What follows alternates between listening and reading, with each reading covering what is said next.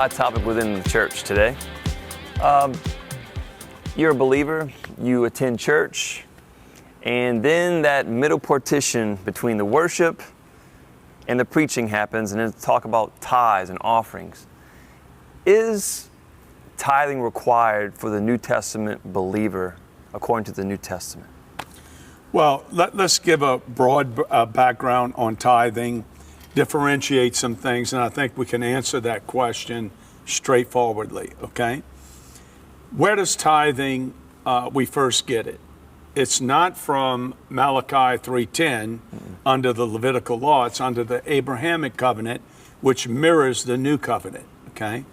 The context of that was Lot was taken and wives and the provisions and everything was taken, and Abraham went and got it back. They wanted to give him all of it, okay? And he said, no, lest you say that you made me rich. But what he did recover that belonged to them, he gave 10% of it to Melchizedek. Now, some people believe Melchizedek was Seth. We don't know. It could be a Christophany, which is a Christ appearing. But it came from Mount Moriah. That's where he came from, okay, where the temple was going to be in the future. And Abraham met him there. There was bread, wine, and cheese.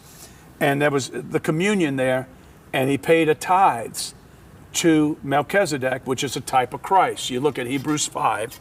Melchizedek is clearly a type of Christ, which that would make Christ himself receiving tithes if he's from that order, which he is.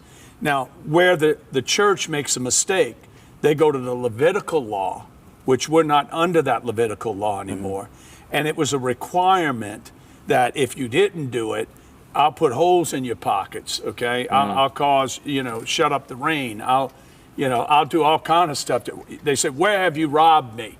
See, and boy, they hit you hard. You're robbing God, and a lot of it's manipulation. Amen. Man, and I just can't take it, man. Right. And trinket selling and blessed water selling and handkerchief selling and all of that trinket stuff. But the reality is that what God has done, okay, is he gave us a precedent for New Testament tithing under the Abrahamic covenant. Here's a strong one. In Hebrews 7, it says if we gave tithes under a law that was deficient, meaning the priest died, you had to replace him. The priest had to offer for his own sins, okay? Everything about the Levitical law was temporal, and it was not to the standard of the Melchizedek law, okay? The Melchizedek tithing, okay?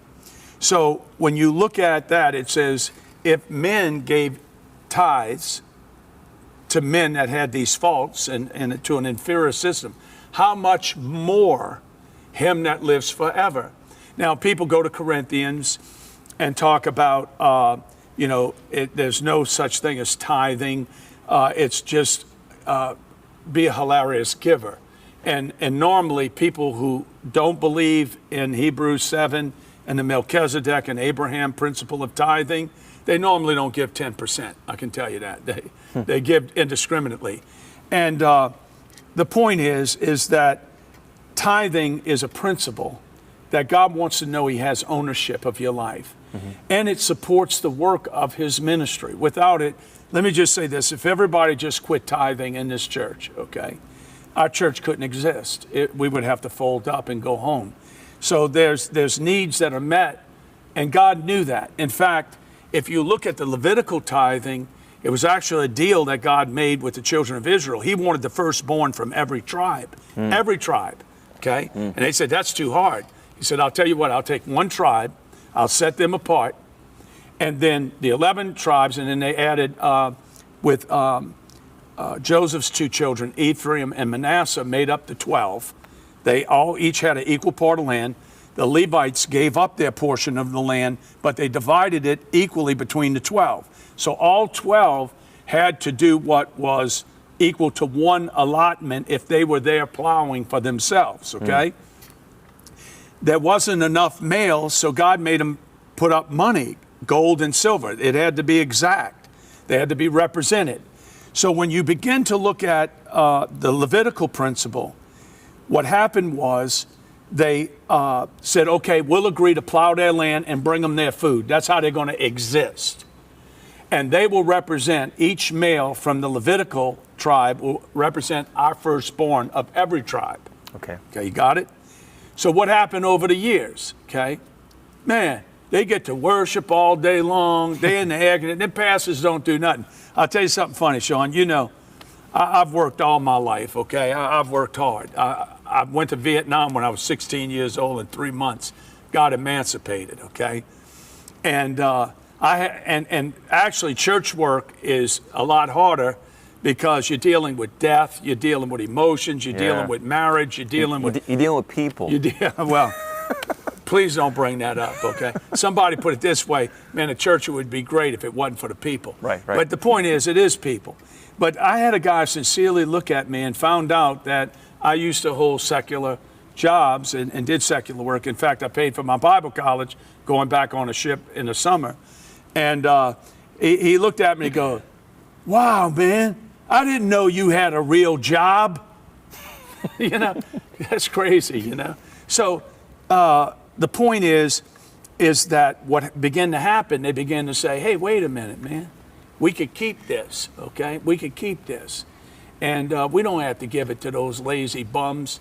They got, you know, they dress in linen ephods, you know, they walking around. They don't have to plow the ground, right?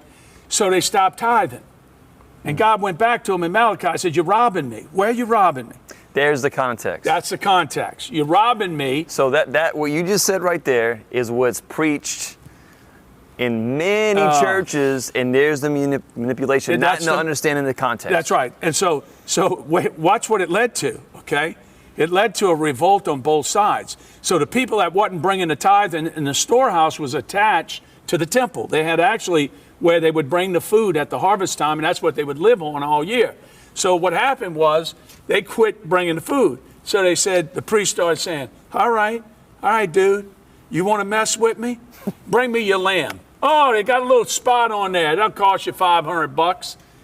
They started jacking the price up. Oh, we can't take foreign money. You got to exchange it at a higher rate.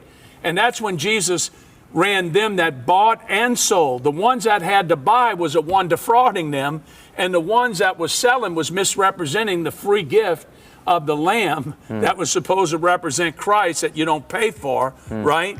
And so it became, instead of it being a house of prayer, it became a den of thieves.